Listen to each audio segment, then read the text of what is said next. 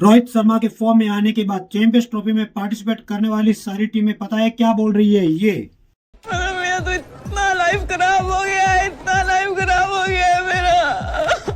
और भैया कटक में कल भारत ने 4 विकेट से अंग्रेजों को हराकर उनकी सारी रंगबाजी निकाल दी और सीरीज आ गई है हमारी जेब में।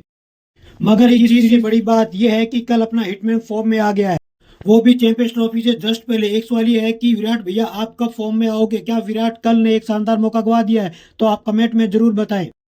फिलहाल करेंगे वो बात जो अपन ने वीडियो के शुरू में कही थी, मतलब रोहित शर्मा की बात, जिन्होंने अपना 32वां वनडे शतक लगाकर जगमगा दी कल की रात। अब मास्टर आदमी है यार।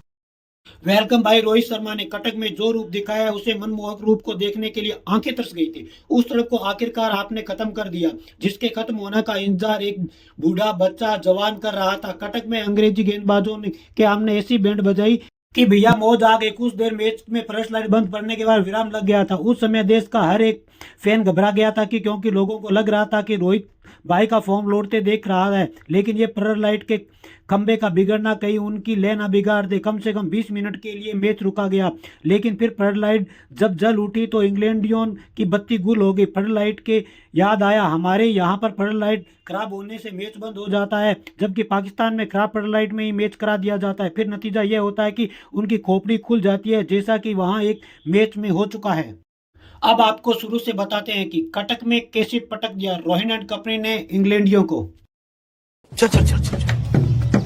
तो कटक में इंग्लैंड बस इस इरादे के साथ आया था कि वो सीरीज में बराबरी करेगा, मगर इस इरादे में भाई साहब उन लोगों ने खुद ही अपनी वाट लगवा ली जब उन्होंने टॉस जीत के पहले बैटिंग ले ली। ऐसे में इसलिए मैं कह रहा हूं कि क्योंकि कटक में खेले गए मैच से पहले तक के 19 मैचों में 11 बार वो टीम जीती है जिसने पहले बैटिंग कर ली है। लेकिन चलो कोई नहीं, विनाशकाली विपरीत बुद्धि के शिकार हुए इंग्लैंडियों ने एक अच्छी विकेट पर अच्छी शुरुआत करी और 10 ओवर में 80 के आसपास रन जोड़ चुके थे। सॉल्ट और डकेट की जोड़ी खतरनाक रूप ले चुकी थी और हमारे तेज गेंदबाज मोहम्मद समीर राणा और हार्दिक पांड्या की गेंदों को वो बिना किसी मुश्किल से खेले जा रहे थे। तभी एंट्री हुई डेब्यूटेंट वरुण चक्रवर्ती की और अपने दूसरे ओवर में वरुण ने साल्ट को आउट करके इंग्लैंड के पतन के दरवाजे खोल दिए, जो गिरने का नाम नहीं ले रहा था। आखिरकार वो गिर गया। इसके कुछ ही देर बाद अंकल बेन बोले तो बेन डकेट भी 65 पर चलते बने जब वो जड्डू के 3 में से पहले शिकार बने। जॉय रूट को भी पारी के आगे चलकर 69 के स्कोर पर जड्डू ने आउट किया और अपने तीसरे विकेट के रूप में जड्डू ने पारी के आखिरी ओवर में जेमी हॉटन को भी आउट किया। और इसी दौरान भारत ने गजब की फील्डिंग का मुजाहरा दिखाते हुए खासकर 3 कैच लेने वाले शुभमन गिल बैट का ग्रिप निकाल के ना सीधा बैट। इसके बाद तो इंग्लैंडियों के पीछे न जाने कैसी आग लगी कि उनके तो 3 बल्लेबाज रनआउट ही हो गई और 49.5 ओवर में पूरी की पूरी इंग्लिश टीम 304 पर क्या हो गई राहुल जी?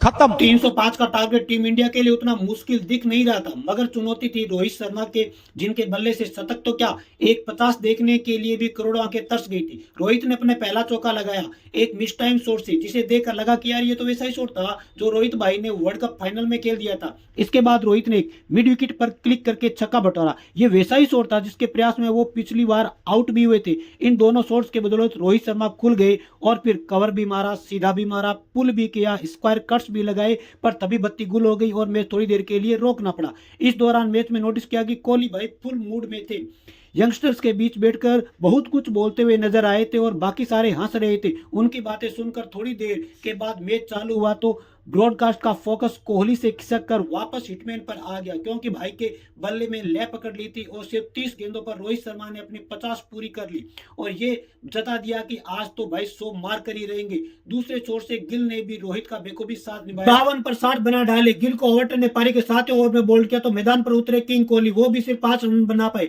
और एक बार फिर से स्पिन का शिकार। मगर मैच में इसके बाद रोहित शर्मा का साथ निभाना है श्रेयस अय्यर और एक छोर को पकड़ कर रखा उन्होंने और दूसरी तरफ से रोहित ने अपना अटैक जारी रखा और पारी में अपने 7वें छक्के के साथ ओडीआई कैरियर की 32वीं सेंचुरी पूरी की, वो भी सिर्फ 76 गेंदों पर। इंडिया ने अपने 200 रन 27 ओवर में ही पूरे कर लिए थे। फिर तो जीत एकदम हमारे गिरपत में आ गई थी। इसी पल श्रेयस अय्यर अपने हाथ दिखाने शुरू कर चुके थे और बेचारे इंग्लैंड वालों के चेहरे मुंह लटक गए थे। पर मैच के 30वें ओवर में रोहित शर्मा 119 रन बनाकर आउट हो गए, मगर तब तक तो इंडिया की जीत तय कर चुके थे। चौथे विकेट के लिए अय्यर और अक्षर ने 38 रनों की पार्टनरशिप करके मैच को आगे बढ़ाया। 37वें ओवर में अय्यर भी रन बनाकर रन आउट हो गए और केएल राहुल और हार्दिक पांड्या भी 10-10 रन बनाकर आउट हो गए। लगा कहीं मैच में कहीं ट्विस्ट ना आ जाए, लेकिन गुजरात के दो बापू मतलब अक्षर और जड्डू ने इंग्लैंड का गेम ओवर करने में कोई कसर नहीं छोड़ी और 39 गेंद रहते हुए टीम इंडिया को जीत दिला डाला। अब मैन ऑफ द मैच किसे मिलना यह जानना किसी के लिए मुश्किल नहीं था, इसीलिए रोहित भैया के फैंस को बधाई और फॉर्म में फाइनली आ गया अपना हिटमैन भाई। रोहित के लिए कमेंट सेक्शन में कुछ बढ़िया सा कमेंट जरूर लिखना।